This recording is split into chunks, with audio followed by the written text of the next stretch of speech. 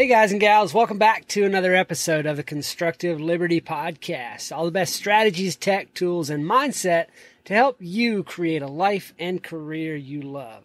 Today I'm talking about how to sharpen your social skills. And the reason why that's important is because nearly everything we do in life involves and or includes other people.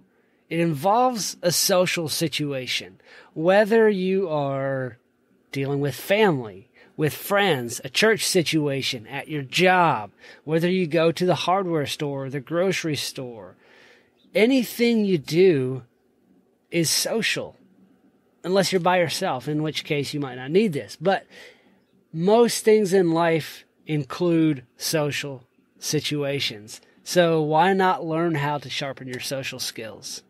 Before we get into that, though, I want to invite you to check out my new podcast called Finding the Next Level. It's a 5-day-a-week podcast, 2 to 5 minute episodes, really short, just little nuggets that you can apply to your life to move to the next level in life. Because we all want to reach the next level, so check it out. Go to findingnextlevel.com or search Finding the Next Level in all your podcast players. It's out there. Can't wait to hear what you guys think about it.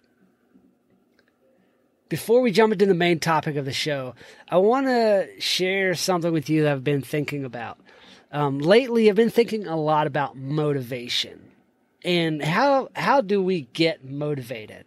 What does motivation come from? Why do we sometimes feel super motivated and sometimes we're just like not motivated at all? Like, I just don't have the motivation to go put siding on my house or to go to work, or I just don't feel motivated to do the thing. And as I thought about the times when I felt motivated, as I thought about how motivation comes, I realized that I don't ever feel motivated to get out of my present state unless I'm in pain. Then that's a motivator. Pain is a motivator. But I don't feel motivated to get up off the couch and go work on my house. I don't feel motivated to get up off of my couch and go cut the grass. I don't feel motivated to get up off the couch and go cook a steak. I want to eat the steak, and unless I'm really hungry, I don't have that motivation. I'd rather sit there on the couch half the time. Or I'd rather stay in the present state, rather be reading my book. I'd rather be sitting by the river. I'd rather be fishing while I'm fishing. But if I'm not fishing, I don't want to do the work it takes to go fishing. I don't have that motivation. And as I thought about when I do feel motivated, it's while I'm in the process of it. When I'm motivated to fish is while I'm fishing. When I'm motivated to work on the house is while I'm getting things done on the house. Motivation comes in the process. So what really is the core issue? When we say I'm not motivated to go do the thing, what do we really mean? And the realization struck me, and I didn't like what it was. And it's really changed how I go about doing things. The realization was this: I'm not disciplined. I'm not disciplined to go work on my house. I'm not disciplined enough to make myself stop what I'm currently doing and go build a shelter for the cows that are coming this weekend. I'm not disciplined enough to actually put my head down and get to work. It's not that I'm not motivated. It's that I'm not disciplined enough to make myself follow through on the motivations. It's that I'm not disciplined enough to go actually do what I know needs to be done. So from now on, when you catch yourself saying, boy, I just don't feel motivated to go do XYZ, start telling yourself, I'm not disciplined to go do the thing. It's not motivation. Motivation is not the issue. Discipline is the issue. If you can change that conversation from one of motivation to one of discipline, I can almost guarantee you will start getting more of the things done that you say you want to do that you currently are saying you're not motivated to do. Now for the main topic of the show, sharpening your social skills. I've got 9 tips to implement and 3 action steps that you can start taking today. I'm going to share my screen for those of you that are watching this on video. Let's see. All right, here we are. Sharpening your social skills. So whether or not you consider yourself a social person, and I think on some level all of us are, or at least we need to be once in a while. So even the most introverted, like me, and independent, which I'm also independent, even the most introverted and independent of us, we have social commitments that we have to deal with from time to time. If you struggle in those situations, use these 9 tips to help you sharpen your social skills. These are great. So the first one is to start small. One of the best ways to sharpen your social skills is by starting small in your everyday life. Small talk, which I struggle with big time, is a great way to sharpen your social skills. And it doesn't take a lot of extra effort. The next time a neighbor says, "Good morning," just be willing to engage in a short chat. Like, just talk about the weather, even though you hate it. Even though you hate talking about the weather. Just talk about the weather a little bit. Talk about what's going on in their job, or ask them about their family. It's the small things. Just do it. Number 2, ask open-ended questions. Okay? This is something that I struggle with, and my wife is really good at. When I ask a question, it tends to be a cut and dried yes or no question. You know, like, is it yes or is it no? Which will it be? But if you can ask an open-ended question that really gets the other person talking, it opens them up and draws them out. It is a great way to enhance your social interactions. So instead of asking questions that just get a quick yes or a no, like, hey, have you been shopping lately? Or did you go check out the new store? Ask questions that require more thoughtful answers and be like, what did you think of the new store? How did you feel when you heard that the store was opening? Or, I mean, those are just random things that popped into my head. It's not like I'd go to the store all the time. You would think that the way that just popped into my head. But that's an example of closed versus open-ended questions. If you can ask open-ended questions, that keeps the other person engaged and you don't have to carry the conversation by yourself.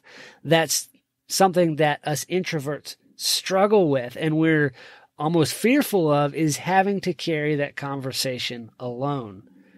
Asking the open-ended questions of the other people allows them to do the talking. Number 3, find and gather with like-minded people. So if you struggle with those social situations, make things easier on yourself by finding people who have similar interests as you. If you like snowboarding, find and hang out with people and talk with people that like snowboarding. If you like fishing, talk with people that like fishing. If you like beekeeping, talk with people about beekeeping. Farming, talk with people about farming. Construction, talk with people about construction. When you're talking about things that you already love, you are a lot more at ease. The conversation flows better. You don't feel like you have to come up with a prim and proper answer because you know the content that you're talking about. So it just flows a lot better. Find like-minded people. All right, number 4, develop your active listening skills. You know, when we think about social situations, we think about the speaking part, the talking, the spewing of words, okay? But the people that are most interesting in a social situation are the good listeners.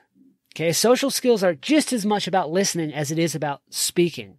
So you need to make sure that you are a good active listener. That means making eye contact, using other nonverbal cues, and acting interested in the person that's speaking to you. Not looking around, not checking your phone, not focused elsewhere, but engaged with the person in front of you. That is active listening. And number 5, this is one that I'm working on daily, and that is become a better storyteller. Everybody loves a great storyteller. Being able to tell a great story is one of the best ways to sharpen your social skills. No matter how awkward or anxious you feel, if you can tell a story that gets everyone on the edge of their seat or busting out laughing, they will remember you. And a really great way to actually practice storytelling is by writing stories. So whether that's blogging or journaling or writing it down on your phone or whatever, becoming a better storyteller, you have to internalize a story. And one of the best ways to do that is to write it.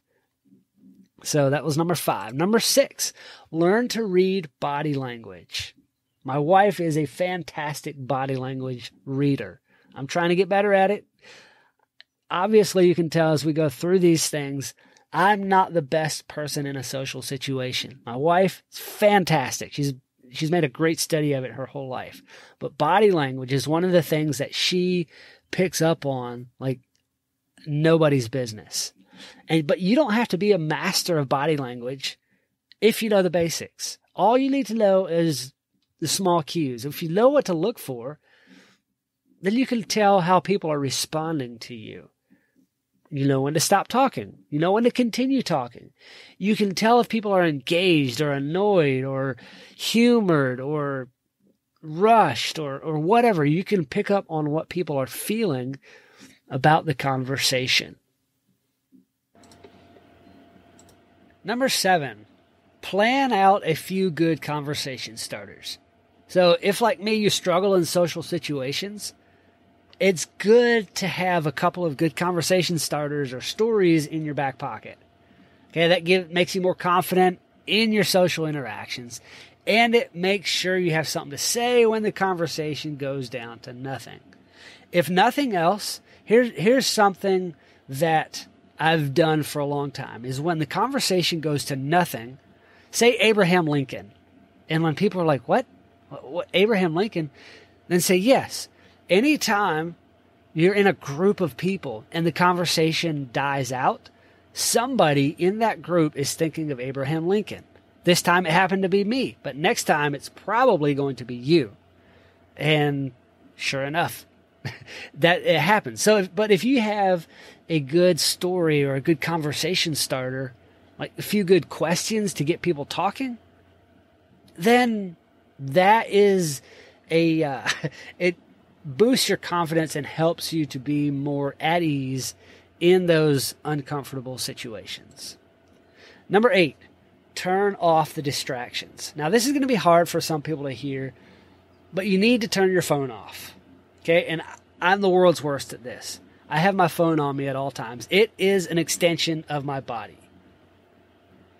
But it is so hard to have a meaningful conversation, a meaningful connection with the other person if your phone is constantly beeping or if you're constantly checking your phone. And I mean, at the very least, turn it on vibrate and stick it in your pocket. Like, you need to turn off the distractions. If you're going out to eat with somebody, turn your back to the TV at the restaurant. You know, turn your back to the place where the distractions are. My eye gets caught by movement. Like any movement, I have to look at it. I look at the movement that's happening anywhere. If I catch movement in the corner of my eye, I have to look over and see what's going on. So if you can turn your back to the distractions, turn your back to the potential area where the movement is happening, that will help you focus a lot on your social partner. Number 9 thing we need to remember is that we get what we give in any situation. Like most things in life, when it comes to social interactions, you get back what you put in. At your job. If you don't work, you don't get paid. So you get back what you put in. In a social situation, if you want people to be interested in you, then you need to show interest in them. In the Bible, it says, a man that hath friends must show himself friendly. Or put another way, a man who is friendly has friends. So if you want people to be nice to you, be nice to them first.